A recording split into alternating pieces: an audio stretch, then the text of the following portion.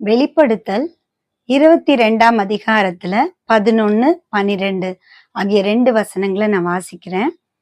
அநியாயம் செய்கிறவன் இன்னும் அநியாயம் செய்யட்டும், அசுத்தமாயிருக்கிறவன் இன்னும் அசுத்தமாயிருக்கட்டும், நீதி உள்ளவன் இன்னும் நீதி செய்யட்டும், பரிசுத்தம் உள்ளவன் இன்னும் பரிசுத்தமாகட்டும்.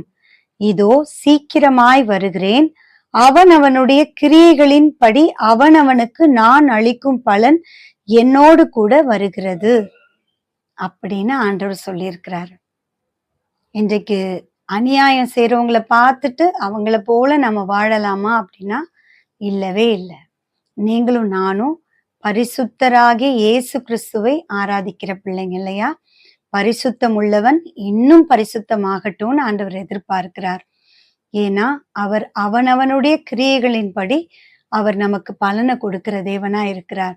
எனவே உணர்ந்து இன்னும் என்னை பரிசுத்தப்படுத்துங்கப்பா, இன்னும் நான் நீதி செய்யட்டும் ஆண்டவரே, இது போதாதப்பான்னு சொல்லி நம்மளை ஒப்பு கொடுப்போம். நிச்சயம் உங்களை கர்த்தர் அப்படியாக சாட்சியாய் நிறுத்துவார். ஆமேன்.